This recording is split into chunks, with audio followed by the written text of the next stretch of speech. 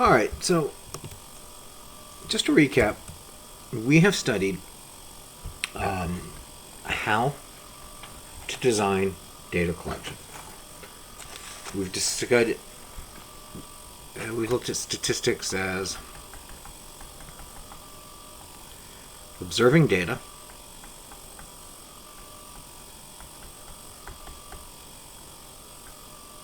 then we've collected and quantified the data. So in this we talked about the type of variables we could have, and here we learned how to, make some different graphs, look for histograms, frequency distributions. We worked our way through the different aspects of how the data manifested itself so we could see it, see what it was saying.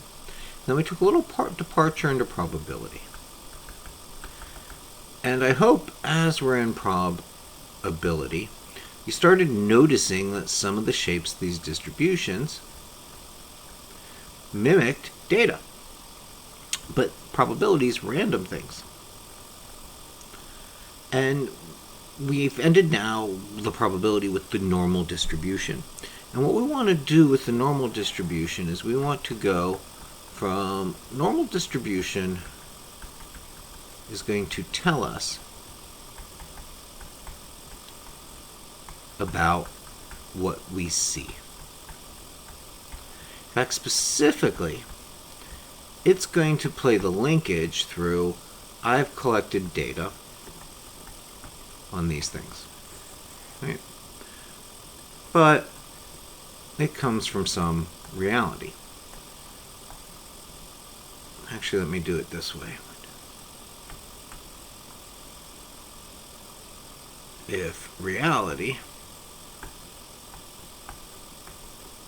looks like this, and I collect these samples, from what I see here, can I infer something about the true count?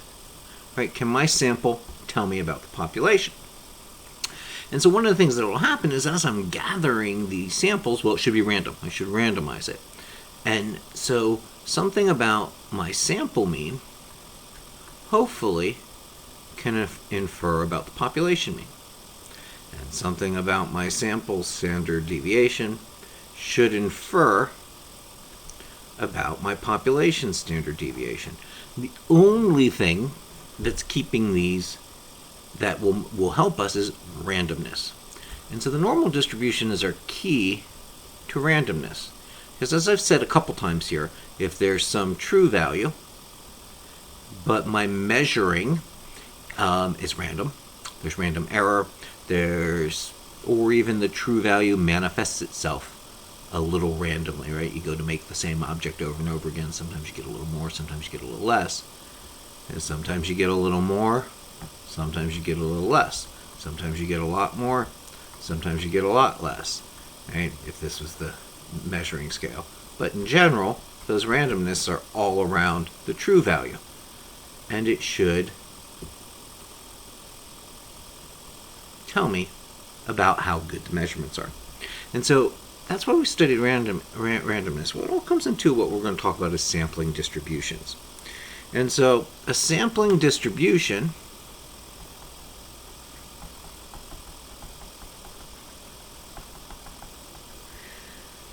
is a probability distribution of sample statistics that is formed when random samples of size n are repeatedly taken from a population.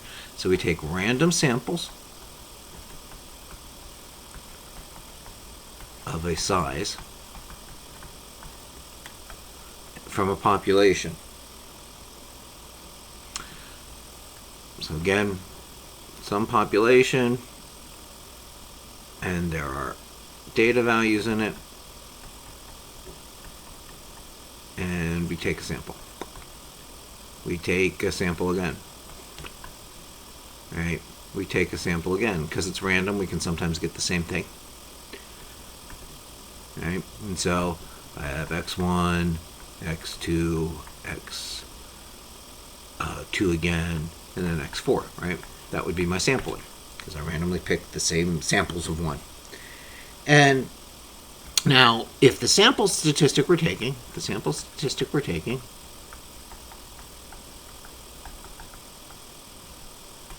is the mean,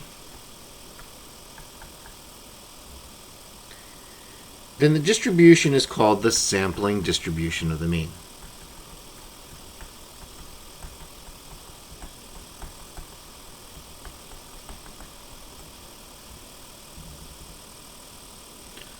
And so if the sample statistic we're looking at, the thing we're measuring, is the mean, we work our way out. And let's look at this. I'm going to try to draw a better graph. Give me a second here on my drawing tools. So this is a population. And this population has all possible members of some value. And the population has some true mean and some true standard deviation. Right? If I fill this space with things I can measure and observe. And so I go in and I take a random sample.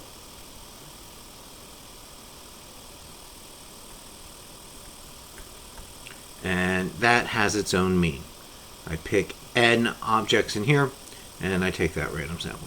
Come in, take another random sample. And that has a mean.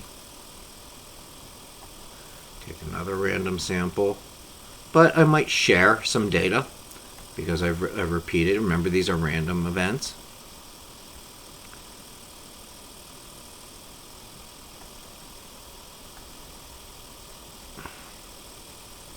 And so out of my population, I grab, right? Imagine the space is filled with data. And I'm grabbing particular data points randomly. And when I take that data, I take the average of it. Yeah, sometimes I share pieces of data between samples. But each sample is random. And so we can take x1 plus x2 plus x3 plus x4 plus x5 and divide it by 5. Or we can take the mean of the samples I've taken. And so the sample means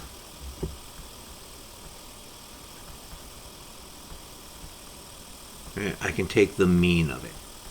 And so I can have the mean of the sample means. Yeah, let's try saying that really fast, right? Okay, so all these little samples I take, there's an average of them. And so we say, right, the mean of the sample mean. Notice how my symbols are combined. And what we're going to say is that it's a good estimate of the population mean. So if I grab all these samples and I'm measuring some mean, this becomes a good estimate of what the population mean is. And I've taken all these samples, I can put them together. And so the standard deviation of the sample means, so the standard deviation of the sample means,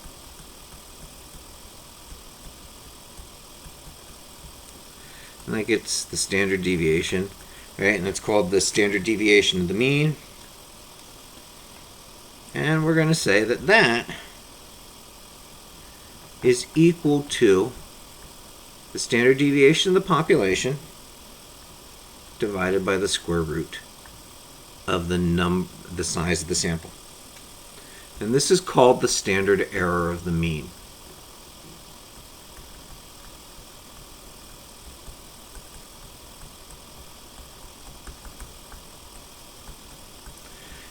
It's how wide our sample distribution is. And notice this has this thing that the larger n gets, the smaller my error is. And we use that in physics a lot. We run many experiments and know that our results point closer and closer to the true, given that all the experiments are taken the same way.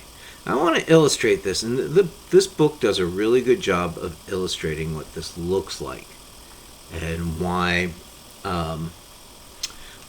the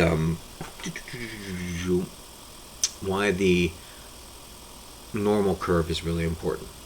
All right, so we're going to have 4 people. So we have 4 people.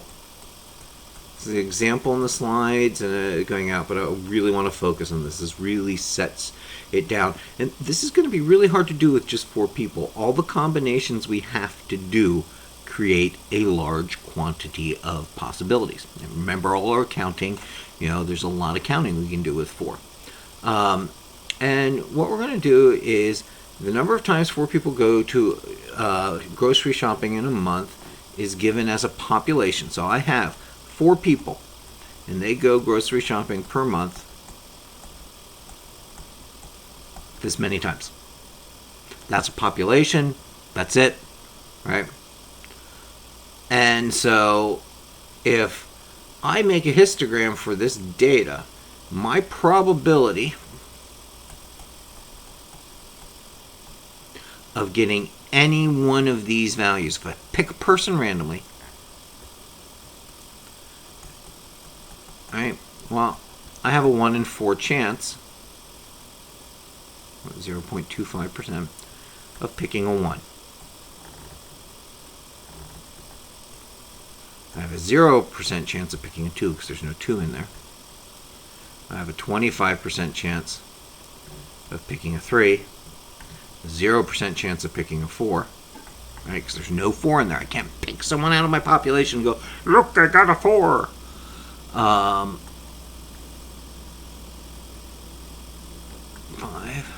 6, 7.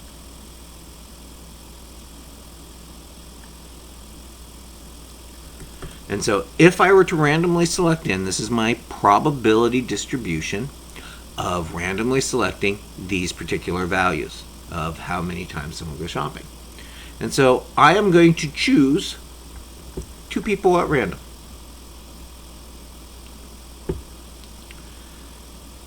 And we're going to figure out about the population. But let's look at some things about the population. So if I take this and add up all the times they go shopping in a month, I get 4, 9, 16. Well, there are 4 cases here. So my population mean, I know what it is 4, because I've counted everything, right? Real data, we have more things than we can count everything, but our population mean is 4. And if we were to enter this into Excel and take the standard deviation, right, it's the square root of 5, which is approximately 2.2. It's not a hard calculation to do. I'm not going to do it by hand. We have our technology, right? I write my cells in Excel, 1, 3, 5, 7.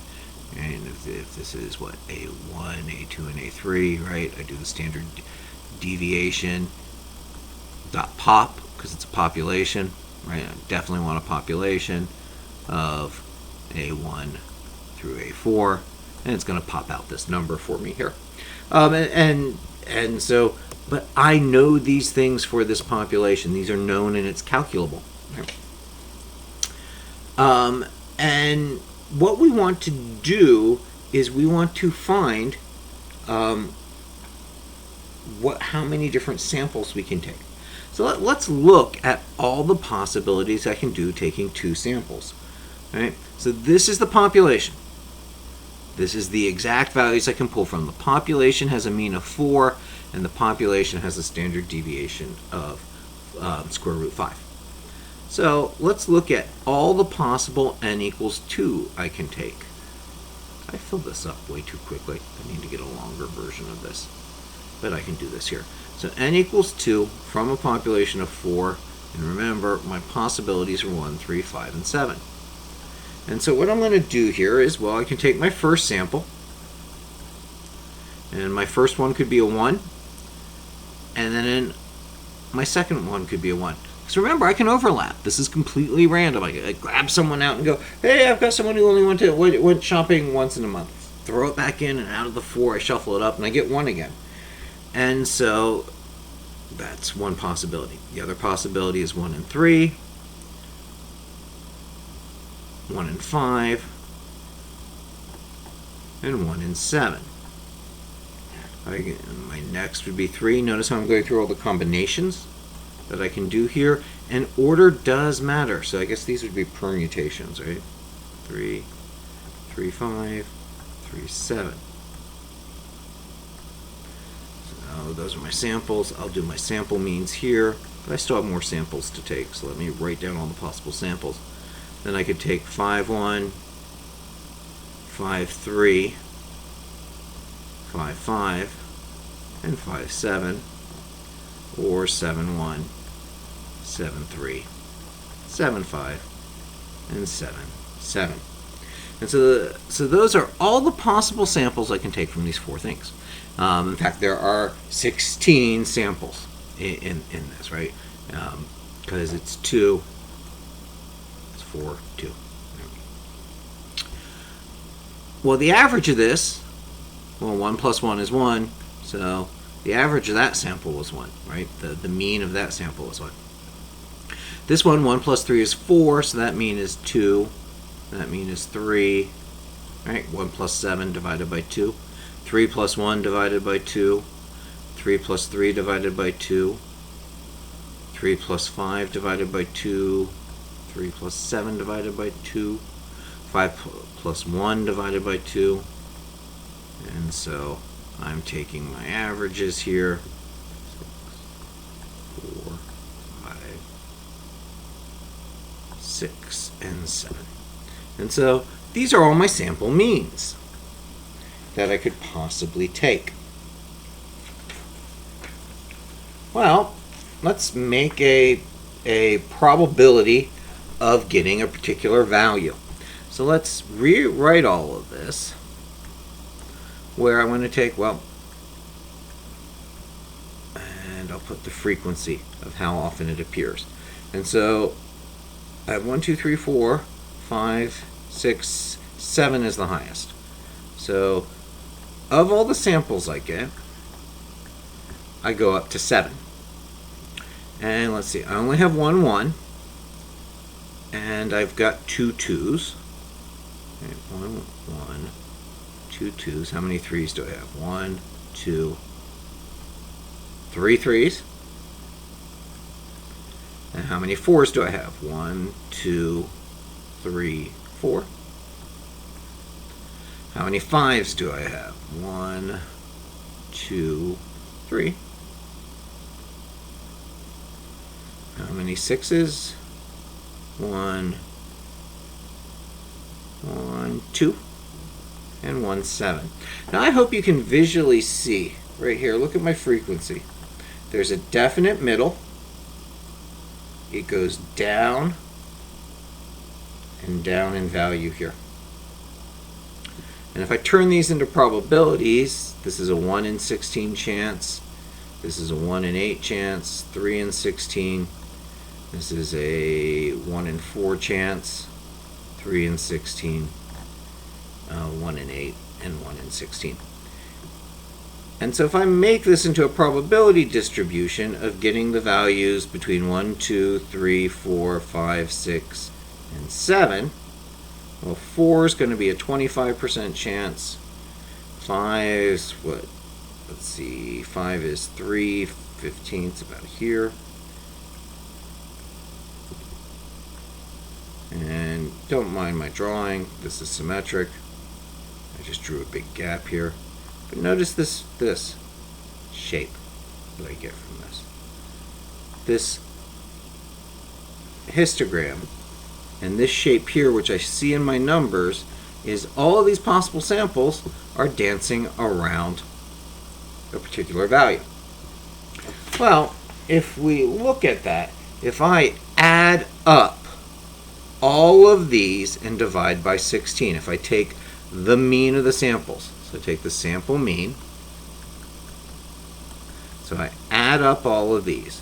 So let's see, 3, 6, 10, 3, 6, 10, 3, this is where technology comes in, 3, 6, 10, 12, 15, 20, 24, 23,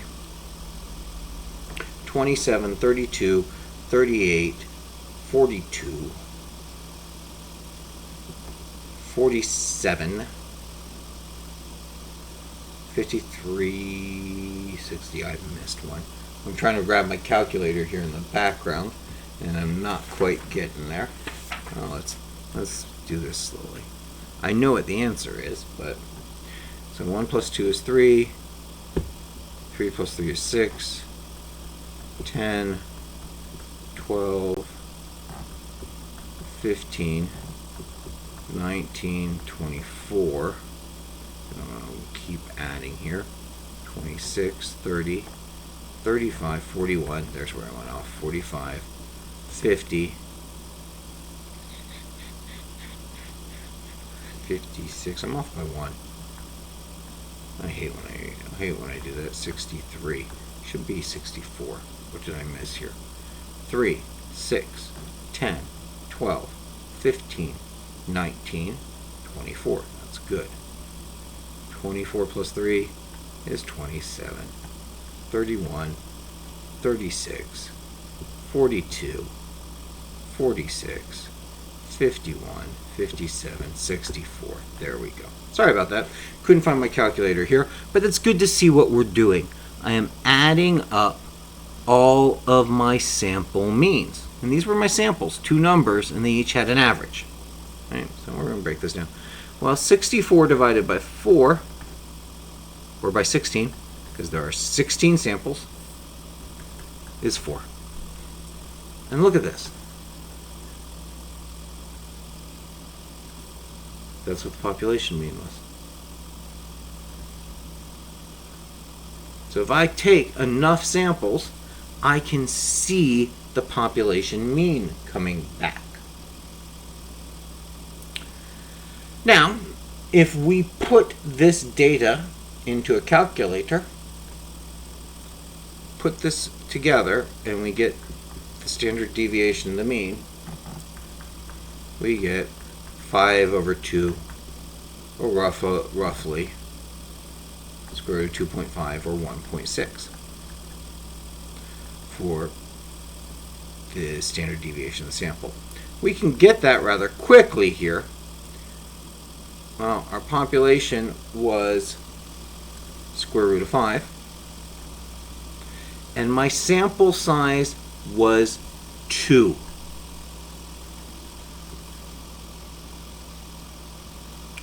So square root of 5 divided by 2, square root of 2. I'm trying to find the formula here. I gave it to you right here.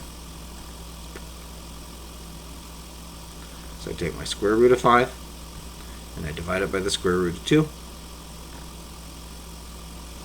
That gives me the square root of 5 divided by 2, which is equal to 1.6. And so this tells me if I collect samples of data, and I collect a particular size, and I take enough pieces of data, this information relates back to the population. Now what's really, really nice is if I know my population standard deviation, this formula is fairly easy to connect the two. But what we're able to do there is use the data itself. And I would tell you, go into Excel, put all of these means in. And if you put in all of these means and you have it calculate the mean and the standard deviation, you're going to get the same result. And so something about knowing that things come random means that when we take samples, the standard deviation of what we took and the average of what we took matches the population. Even if the population wasn't normal, the error we get, sometimes grabbing the same thing, not grabbing them all, gives a normal curve. And the normal curve has known percentages. There's known to us. And it's giving us a good estimate, and it's telling us what the population mean is. And that's our trick. Well, what we're going to do is, there's a central limit theorem, right? If we take enough samples, we get more about what the population is doing. So I'm going to pause this video, and then we'll go into the central limit theorem itself.